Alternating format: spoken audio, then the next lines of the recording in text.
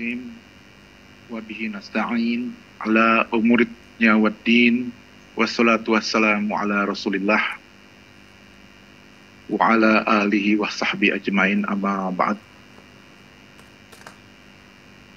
Saya mohon izin Pak Rektor untuk berdiri di atas mimbar Unisma, karena saya tahu tidak semua orang punya kesempatan memakai mimbar Unisma. Yang saya hormati dan saya muliakan senior saya, guru kita semua, Prof. Maskuri, Rektor Unisma yang keren banget ini ya.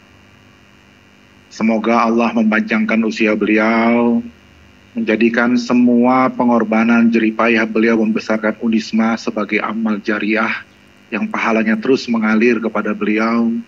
Semoga Allah terus memberikan kesehatan kepada beliau, agar beliau bisa terus melanjutkan perjuangan dan mencerahkan kita semua. Amin, Rabbal Alamin.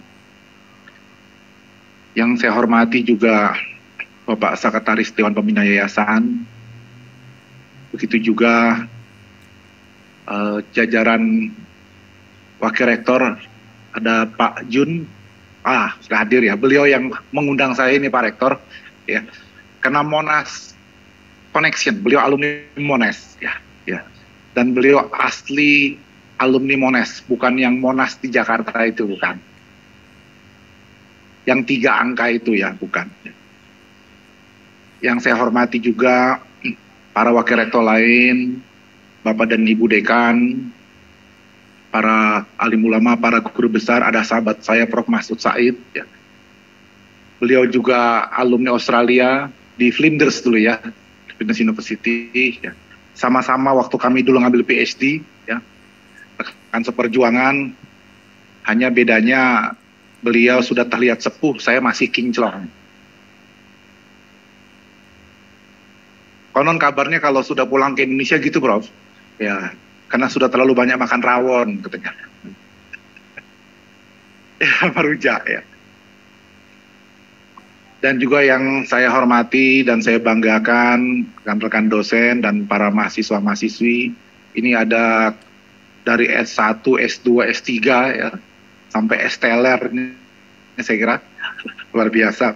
Dan ini Mas Hakim, moderator. Terima kasih semuanya atas kehormatan yang diberikan kepada saya. Saya betul-betul merasa senang dan bangga saya bisa diterima dengan baik mengunjungi Universitas Nahdlatul Ulama terbaik di Indonesia. Semalam saya sampaikan kepada Pak Rektor bahwa seharusnya Unisma ini menjadi benchmark bagi semua Universitas NU di Indonesia. Jauh sebelum ada UNU itu, ya, sudah ada Unisma. Kebetulan kami di Australia juga punya kampus namanya ANU, Australian Nahdlatul Ulama. Ya, ini joknya aja Pak Rektor, karena kan aslinya Australian National University. Di Singapura juga ada NUS, Nahdlatul Ulama Singapura juga. Ya, saya kebetulan alumni NUS, National University of Singapore. Gitu.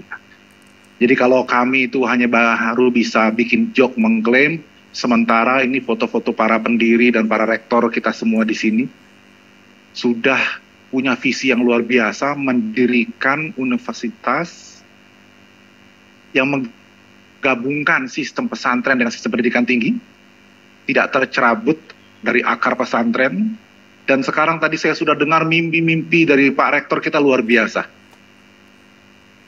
Al-Azhar mau dipindahkan ke Unisma. Luar biasa. Bapak dan Ibu sekalian, saya di Australia kalau berdialog dengan para akademisi, di sana itu sering mendapatkan pertanyaan. Kalau Turki itu punya legacy sebagai kekhilafahan terakhir, Khilafah Utsmani, kalau Saudi Arabia punya 2 tanah suci, Haramain, kalau Mesir dianggap sebagai kiblat intelektual dunia muslim, punya Al-Azhar. Pertanyaannya, Indonesia punya apa? Nah, ini jadi persoalan. Ya. Saya baru dengar ternyata ada mimpi bahwa Al-Azhar dipindahkan ke sini. Besok pulang ke Australia, saya akan cari kolega yang tanya kayak tadi itu. Saya mau bilang bahwa tunggu sampai mimpi Pak Rektor Unisma terwujud, the real Al-Azhar akan ada di sini nanti. Ya. Tapi apa latar belakangnya? Kenapa para akademisi di Barat itu bertanya seperti itu? Karena orientasi mereka masa lalu. Ada legacy dari kehilafahan di Turki, sehingga mereka menganggap Turki itu penting. Kalau kita bicara tentang dunia muslim, apa pendapat Turki, apa posisi dan sikap Turki menjadi penting, karena dianggap mewarisi kehilafahan Islam dulu. Padahal sudah bubar kehilafahannya. Saudi Arabia dianggap penting bukan hanya karena ada minyak di sana, tapi ya kiblatnya di situ punya dua tanah suci. Maka apapun yang terjadi di Saudi Arabia akan dipantau dengan seksama oleh dunia Barat. Sekarang Pangeran Muhammad bin Salman, ya, MBS, itu kemana-mana teriak bahwa Saudi itu sudah moderat, sudah Islam wasatiyah. Terlambat beliau itu. Indonesia sudah duluan Islam wasatiyah, tapi karena yang ngomong itu sekarang Saudi, maka dunia menengok. Ya, sementara kita sudah mempraktekkan itu. Lantas apa sih Islam moderat ala Saudi Arabia saat ini? Ternyata perempuan sekarang boleh nyetir. Nah, itu moderasi ala Saudi sekarang.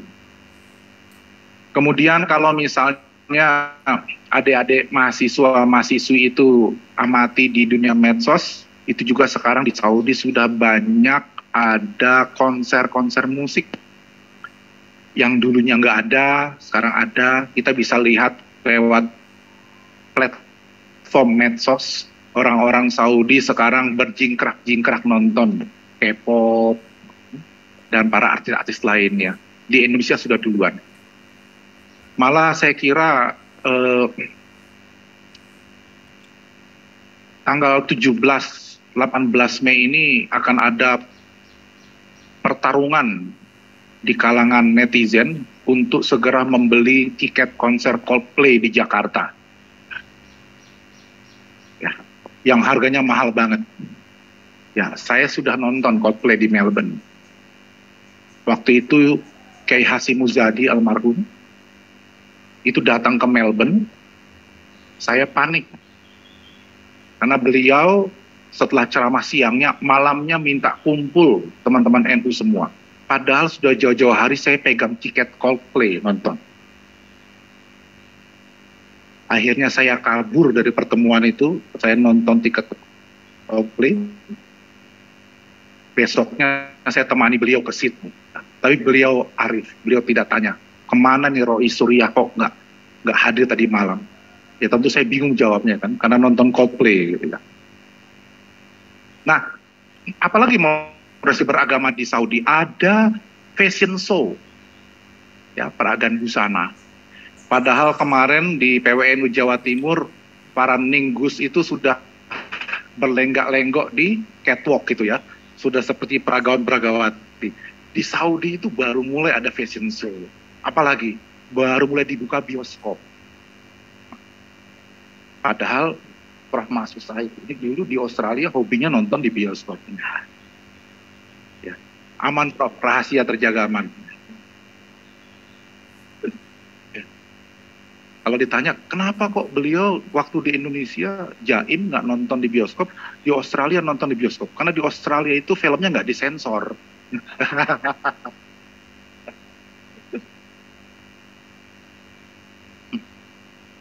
Itu waktu masih muda, sekarang enggak.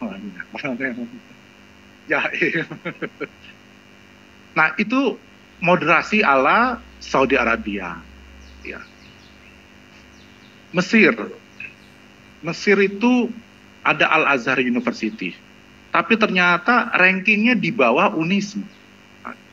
Tapi karena punya sejarah panjang, ya, termasuk universitas tertua di dunia, maka dunia barat, kalau bicara tentang dunia akademik di dunia Islam, yang dia menolehkan kepalanya itu pasti lihat Al-Azhar Mesir. Bukan Unisma, bukan UIN yang ada di Indonesia. Ini kita bicara fakta yang terjadi. Nah, kemudian kembali kepada pertanyaan tadi, Indonesia punya apa?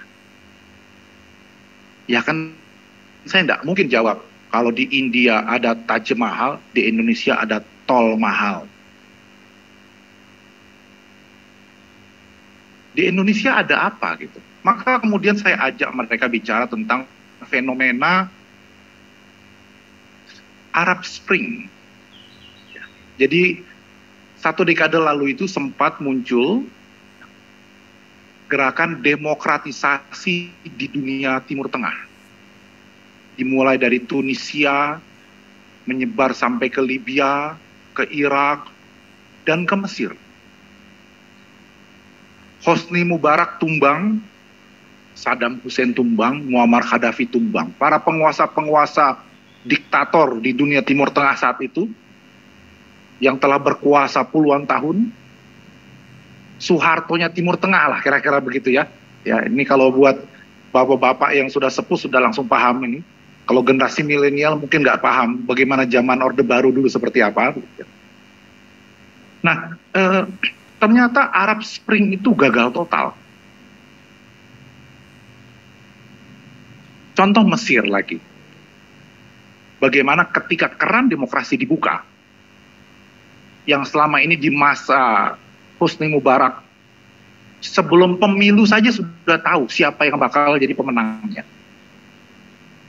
Lebih dari 90%. Di Irak juga seperti itu. Di Libya juga seperti itu. Hanya di Korea Utara yang bisa menandingi hasil pemilu. Karena di Korea Utara 110%. Karena nggak berani memilih di luar Kim Jong-un itu ya. Kelar hidup lo gitu kan ya. Dulu di zaman Pak Harto, Orde Baru juga gitu kita. Kita mau ikut pemilu itu kita malas-malasan sudah tahu siapa pemenangnya. Nah, Arab Spring gagal total. Di Mesir ketika keran demokrasi dibuka, ternyata pemenangnya adalah partai fundamentalis.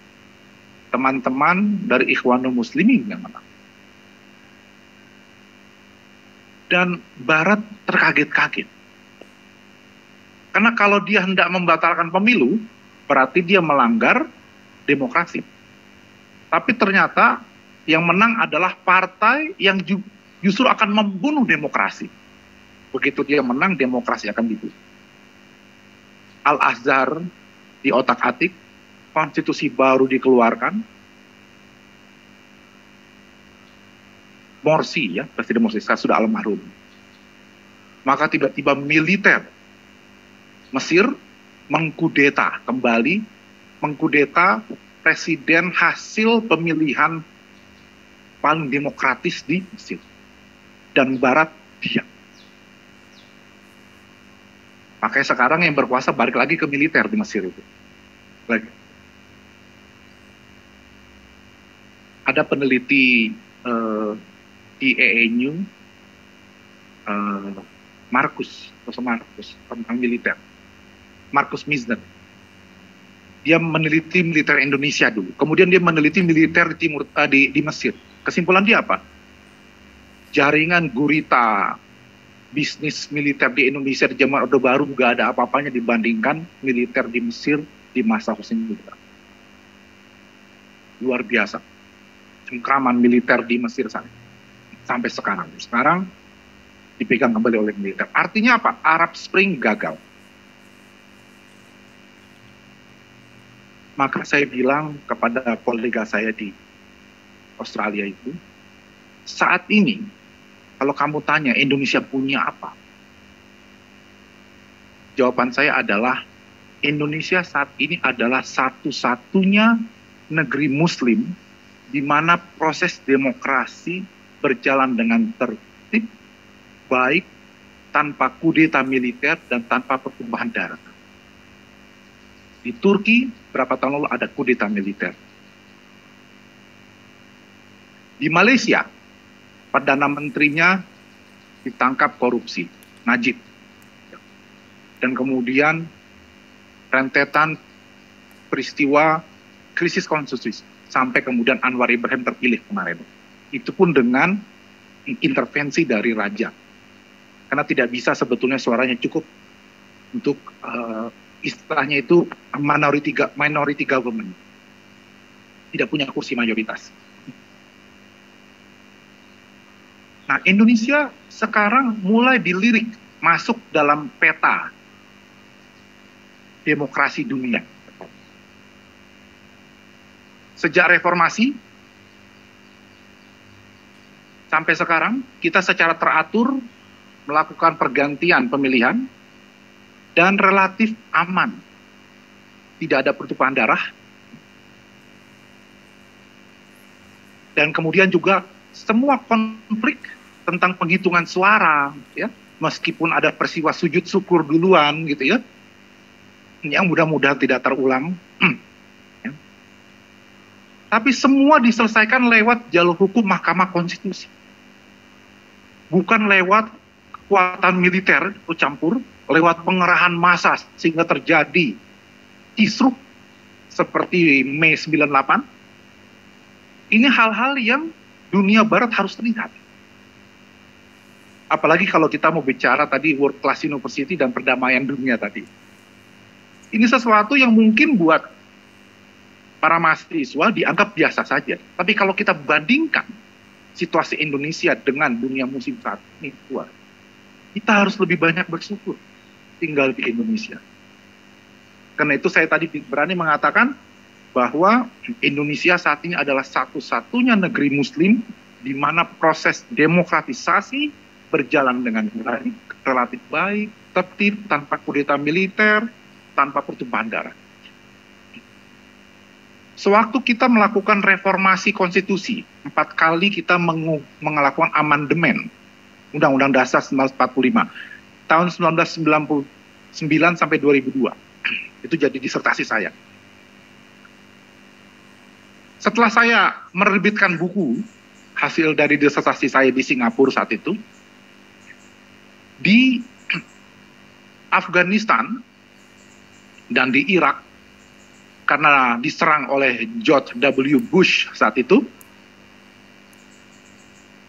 setelah ditumbangkan Afghanistan dan Irak, Amerika mau agar kedua negara muslim itu mengubah konstitusinya. Pertanyaannya bagaimana demokrasi dengan Islam bisa berjalan beriringan. Amerika mau memaksakan. Nah, saya bilang ini prosesnya berbeda dengan di tanah air. Ketika reformasi terjadi, hasil amandemen Undang-Undang Dasar 45 kita adalah home ground product. Asli, pakai shot ini, asli produk Indonesia. Sementara di Afghanistan dan Irak, itu intervensi Amerika. Dan saya punya catatan tersendiri. Jadi waktu rame-ramenya Amerika itu mau mengubah konstitusi Irak, Pak Rektor, saya itu dapat email dari pemerintah Amerika. Saat itu saya sedang ngambil postdoc di University of Queensland di Brisbane. Mereka mencari sedunia muslim pakar konstitusi dan pakar syariah. Mereka kontak saya, minta agar saya datang ke Irak, untuk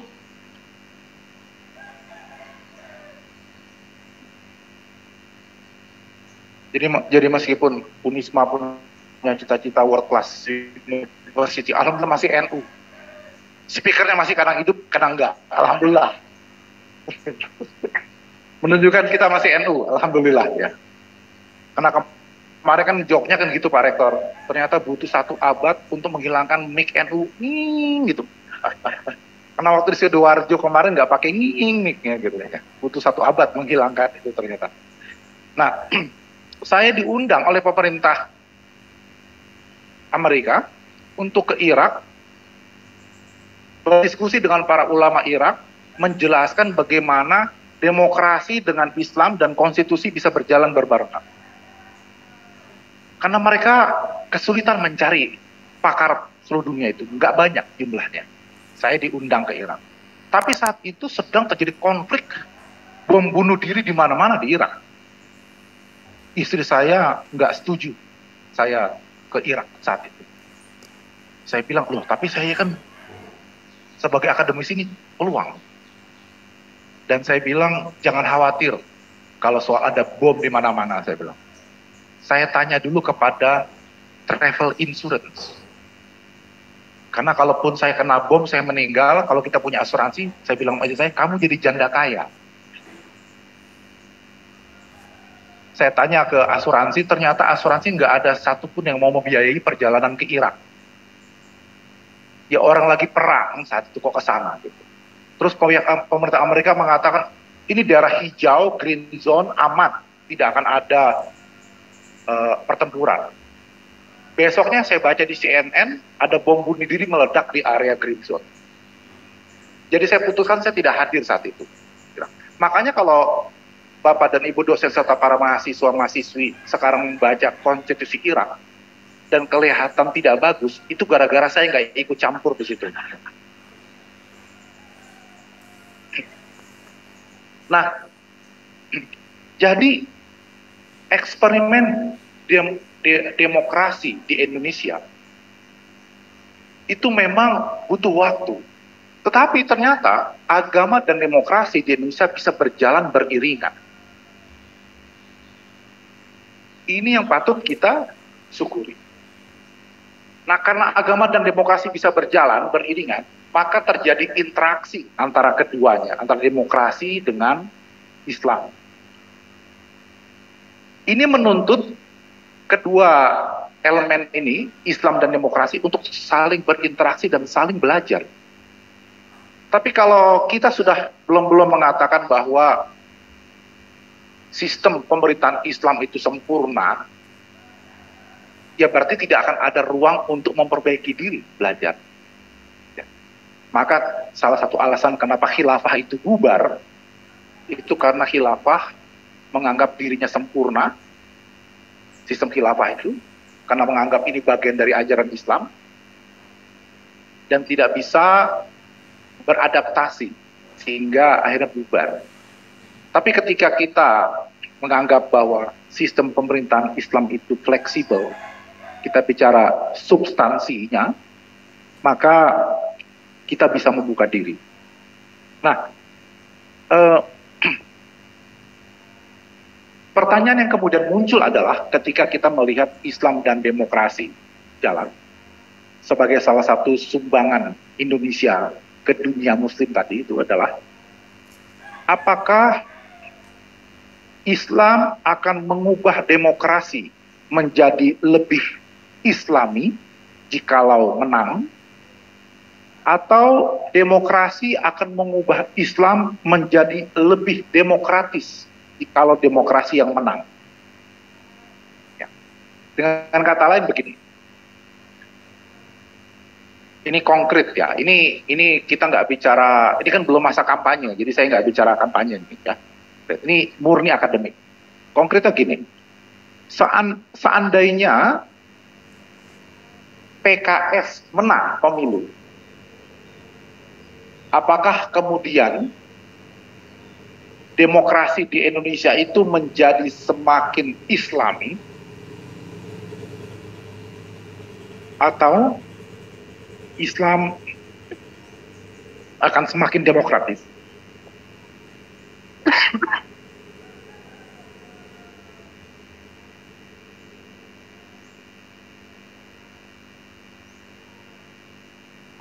Ini saya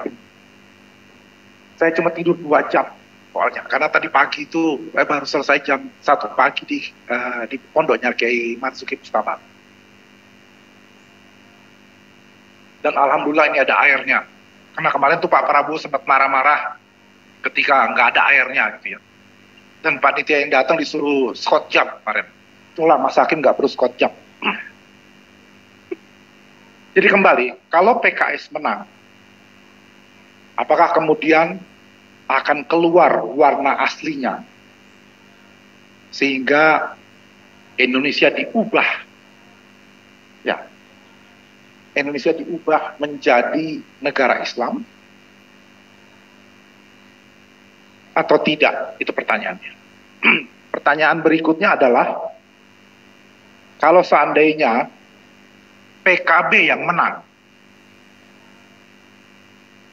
apakah kemudian Indonesia menjadi lebih demokratis atau tidak? Nah, ini saya kira membuat kita bertanya-tanya, apa kombinasi yang tepat antara Islam dan demokrasi? Jadi, Indonesia tidak ingin partai manapun yang menang itu akan mengubah NKRI menjadi negara Islam. Tapi juga tidak ingin partai manapun, partai nasionalis manapun yang menang itu akan mengubah Indonesia menjadi negara Islam, menjadi sekuler. Kita juga tidak ingin itu. Lantas, apa modelnya kalau begitu? Apa sumbangsih Indonesia ke wacana demokrasi di dunia muslim? Nah, saat ini saya melihat bahwa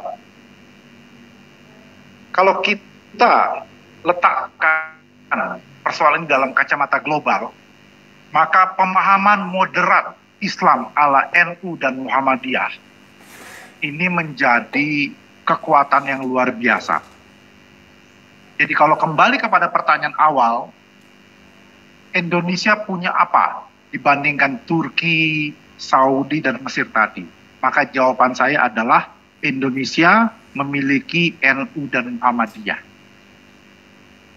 Ini yang tidak ada di Mesir, ya, sehingga meskipun mereka punya Al-Azhar di sana, tapi ternyata tidak ada demokratisasi di Mesir. Arab Spring bisa gagal, padahal punya Al-Azhar.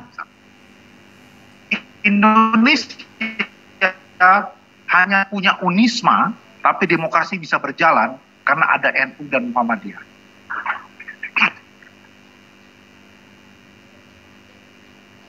Hanya persoalannya sekarang, cukupkah kita berbangga bahwa pemahaman Islam moderat ala NU dan Muhammadiyah yang menjaga Indonesia tetap demokratis tadi, menjaga Indonesia tidak menjadi negara Islam dan juga tidak negara sekuler, ternyata jadi persoalan karena kedua ormas besar kita ini, NU dan Muhammadiyah, ternyata tidak menguasai resources di negara kita.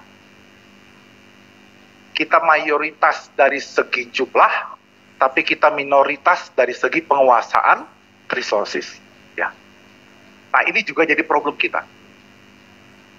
Nah, kemudian demokrasi di Indonesia sendiri punya problemnya sendiri juga. Saat ini masih dibahas di Mahkamah Konstitusi ya, Prof. Masud ya, soal sistem proporsional terbuka atau tertutup. Ya. Dulu sistemnya tertutup. Urutan caleg itu ditentukan oleh partai. Sekarang terbuka. Hasilnya apa? Pemilu Indonesia di 2014 dan 2019 menjadi sangat brutal. Persaingan bukan hanya terjadi antara caleg dari satu partai dengan partai lain, tapi sesama partai bertarung. Dan cost-nya menjadi sangat besar. Misalnya salah satu alasan kenapa Pilpres itu dilaksanakan di hari Valentine's Day, ya, 14 Februari. Ini bukan hanya sekedar generasi milenial gampang mengingat, tapi yang penting adalah jangan sampai Pilpres itu pas setelah Lebaran. Kenapa? Karena berarti THR-nya luar biasa keluar para caleg itu nanti. Ya, cost-nya menjadi berkali-kali lipat. Sehingga menentukan tanggal saja itu kita harus hati-hati.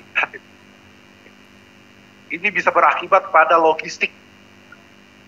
Nah, jadi demokrasi kita menjadi sangat mahal, menjadi sangat brutal, kampanyenya sangat panjang, melelahkan. Bahkan banyak pakar yang memprediksi bulan September atau Oktober nanti yang pendaftaran Pilpres resmi itu. September, ya. Maka mulai bulan Oktober, Presiden Jokowi mulai bulan Oktober sampai Pilpres nanti, sampai berakhir masa jabatan, itu akan berjalan sendirian. Masing-masing koalisi partai, masing-masing capres, cawapres, masing-masing partai politik dan caleg, semua bicara nasib mereka masing-masing beyond 2024. Setelah 2024, nasib kami gimana? Kan Pak Jokowi sudah turun. Padahal program-program pembangunan masih berjalan.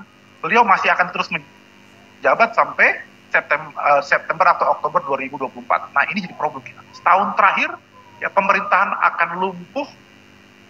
Kita akan sibuk bicara tentang politik. Dan ini membuat program-program pemerintah tidak akan efektif berjalan selama setahun terakhir. Jadi demokrasi kita juga punya problem. Nah, kalau kita kombinasikan dua problem ini, yang pertama adalah kita punya pemahaman Islam yang moderat, diwakili oleh dua ormas Islam, NU dan Muhammadiyah, tetapi resources negara tidak dipegang mereka, dipegang oleh yang lain. Dan pada saat yang sama, demokrasi kita menjadi sangat mahal, maka apa akibatnya? Oligarki yang berkuasa. Siapa yang punya modal, dia yang akan menguasai negara ini. Ini yang saya kira menjadi tantangan kita. Dan kalau kita masih mau berbangga bahwa Indonesia punya kontribusi besar dalam dunia Muslim, dunia Islam, kita ingin merawat jagat, kita ingin seperti tagline-nya Unisma, dari NU untuk Indonesia dan untuk dunia, ya. Ini kalau kombinasi itu tadi tidak kita benahi, maka kita akan begini-begini saja. Maka kebanggaan bahwa Indonesia menjadi sekarang satu-satunya negara Muslim yang demokratis, ini akan lambat laun sirna. Karena ternyata demokrasi kita dibajak oleh kaum oligarki. Maka yang berkuasa adalah penguasa dan pengusaha. Sehingga siapapun presiden Indonesia berikutnya, beliau hanya akan menjadi dealer, bukan leader. Kerjanya sibuk deal sana, deal sini, deal situ. Tidak bisa memimpin, tidak bisa memimpin. Hanya menjadi dealer, bukan leader. Saya kira demikian yang saya sampaikan, karena ini mau Jumatan, ya, mudah-mudahan ada kesempatan dialog dengan kawan-kawan mahasiswa. Demikian bisa saya sampaikan. Terima kasih. Wallahul muwaffiq ila aqwamit